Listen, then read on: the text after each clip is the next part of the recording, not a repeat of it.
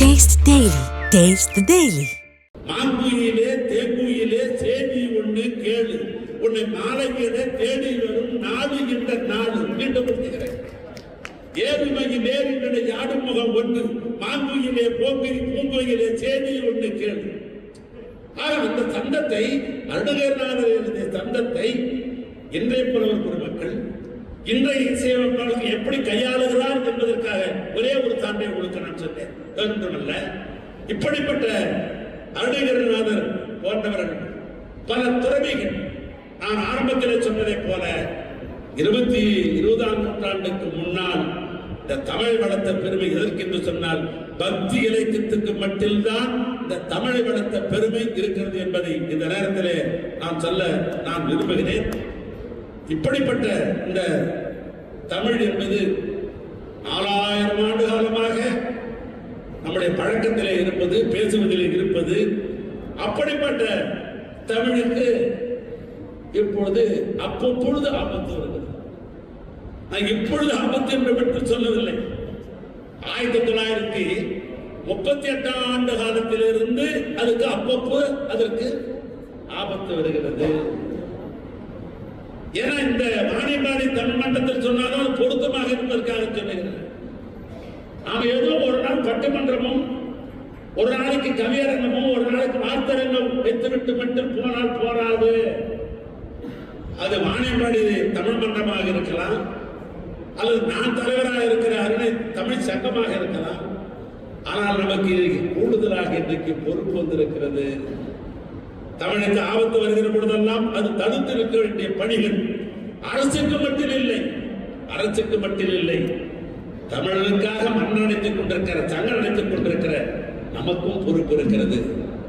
நான் ஏன் சொல்லுகிறேன் என்று சொன்னால் 1340ஆம் ஆண்டில் தான் டெல்லியை தலைநகராக கொண்ட ஆண்டவன் மன்னன் பெயர் துக்ளக்.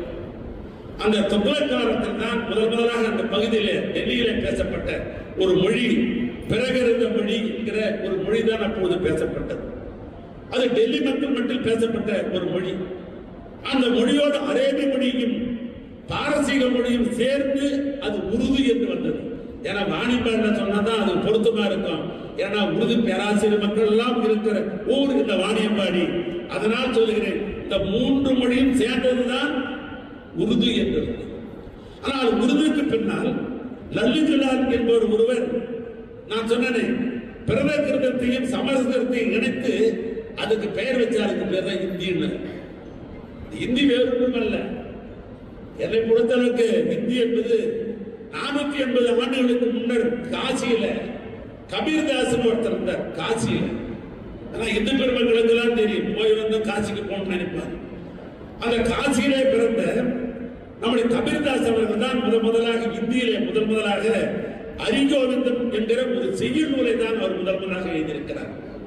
அதற்கு பின்னால் ராமானந்தர் என்பவர் ராமனை பற்றி எழுதியது இந்தியில முதல் பாடல் ஆதி கிரந்தம். ஆக இதனுடைய வாழ்க்கை வரலாறு பார்த்தா இந்திக்கு 500 ஆண்டு காலம். ஆனால் தமிழர் நாம் பேசிக் கொண்டிருக்கிற தமிழ் இலக்கியங்கள் செறிவில் இருந்திருக்கிற நம்முடைய தாய்மொழியான தமிழுக்கு 4000 ஆண்டு கால வரலாறு நமக்கு இருக்கிறது. 4000 ஆண்டு கால வரலாறு பெற்றிருக்கிற தமிழை 500 ஆண்டே இருக்கிற இந்த இந்தி வந்து அழிப்பதற்கு முயற்சி செய்வது தமிழ் மன்றம், வாணியம்பாடி தமிழ் மன்றம் ஏற்றுக்கொள்ளலாமா? திருவண்ணாமலை அருணை தமிழ் சங்கம் ஏற்றுக்கொள்ளலாமா?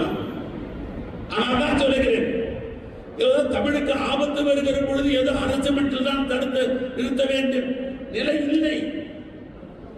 ஒருவரும் தமிழனாக பிறந்த அத்தனை தமிழர்களுக்கு அந்த உரிமை இருக்கிறது. அந்த தமிழர்களை ஒரு அமைப்பாக வைத்து நடத்திக் கொண்டிருக்கிற சங்கங்களுக்கு அந்த உரிமை இருக்கிறது. தமிழ் அமைப்பாக வைத்து நடத்திக் கொண்டிருக்கிற மன்றத்துக்கு நமக்கு உரிமை இருக்கிறது. ஆக இன்றைக்கு தமிழுக்கு ஆபத்து வருகிற பொழுது அதை தடுத்து நிறுத்த வருகிற உரிமையை பெற்றிருக்கிற வாணியம்பாடி இந்த தமிழ் சங்க மன்றத்தை நான் கேட்டுக்கொள்ள விரும்புகிறேன்.